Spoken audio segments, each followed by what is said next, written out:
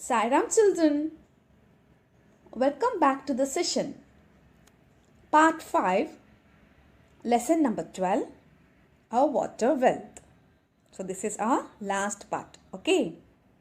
So children, before moving ahead, let's quickly recall what we had learned in the previous class.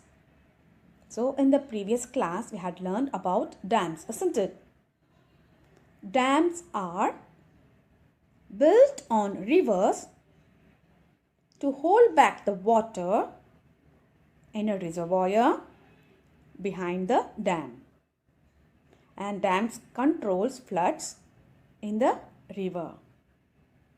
And this water is used for irrigation during the time when there is shortage of water. And electricity is also generated from the force of water, which is called hydroelectricity. Dams are called multi-purpose projects because they are useful in so many different ways.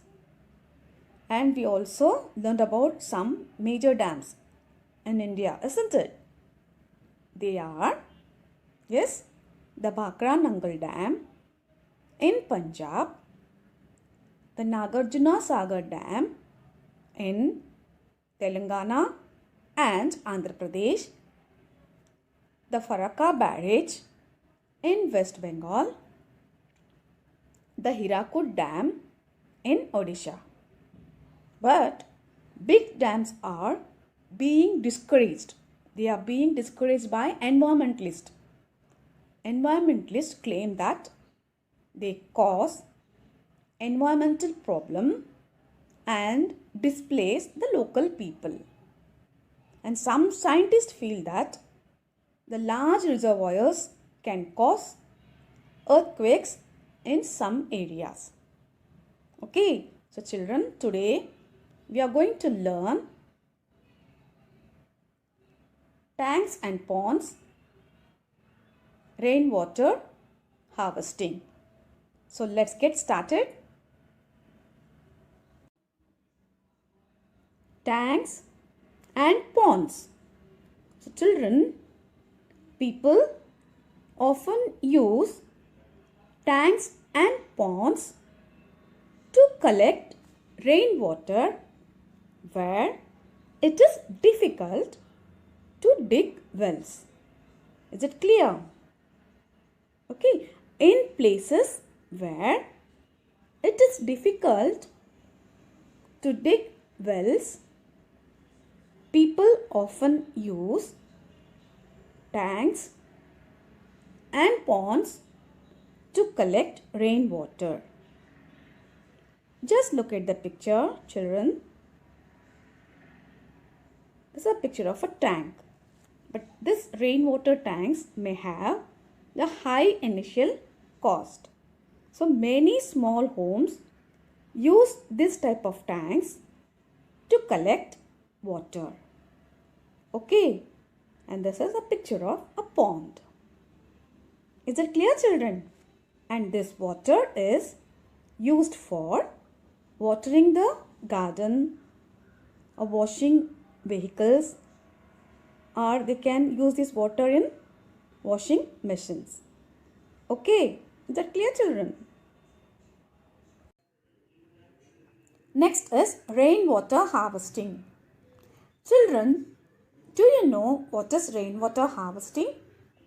Why is it necessary? Yes, rainwater harvesting is one of the most effective methods of water conservation. In areas where there is no surface water, where groundwater is very deep or inaccessible, alternate source must be sought, isn't it?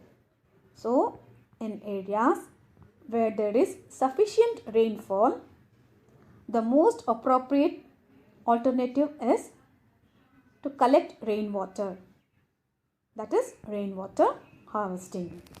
Okay. Now we'll see what is rainwater harvesting. Rainwater harvesting is a good method of saving rainwater from flowing away. Isn't it? Most of the rainwater just flows away. So rainwater harvesting is a good method of saving rainwater from flowing away. So how it is collected? Rainwater falling on the roofs of the buildings and the ground is allowed to flow into a deep hole dug in the ground. Okay, rainwater falling on the roofs of buildings and the ground is allowed to flow into a deep hole dug in the ground. And it thus adds to the groundwater. That is, it increases the groundwater.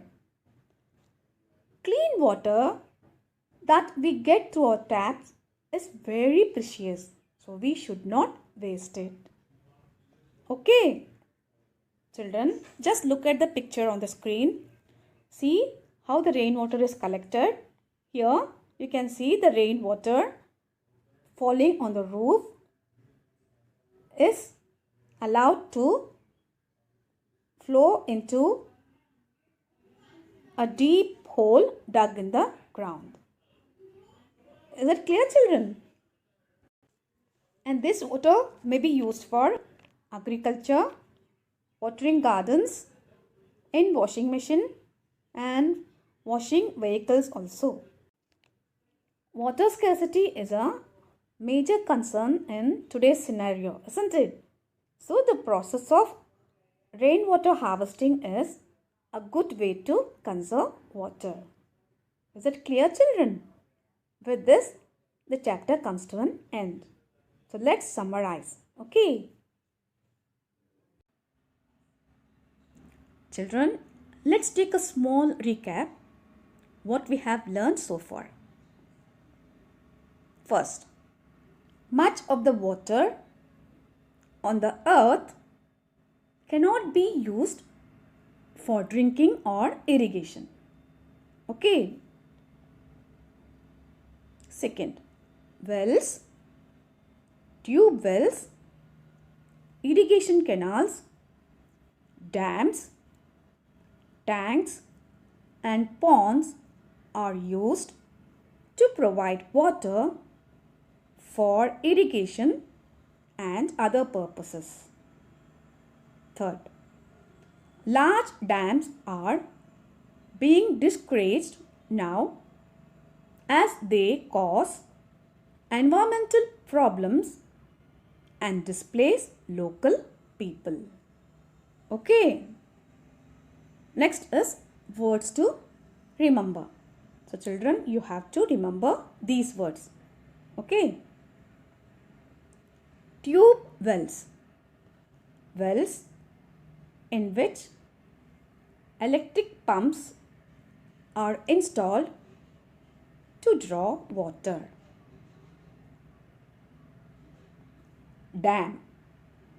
A structure built across a river to hold water back in a reservoir. Hydroelectricity. Electricity generated by force of water. Okay, so children, with this the chapter comes to an end. So now let's do some objective questions. Multiple choice questions. First one, irrigation canals mostly take water from.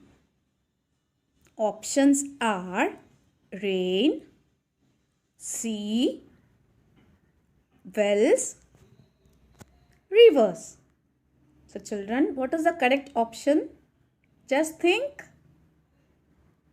Okay, rivers. So irrigation canals mostly take water from rivers. Next, a structure made to hold back the water of a river is called. Options are canal, tube well, pond, dam. So what is the correct answer? Yes, children, think. Just recall. Yes, the correct answer is dam. A structure made to hold back the water of a river is called dam. So you all got the correct answer, isn't it? Very good. So children, with this, the chapter comes to an end. Just read the chapter and try to solve the objectives given in the textbook. Okay. I'll meet you after Diwali vacation. So I wish you all a happy Diwali. Enjoy your vacation. Bye. Thank you.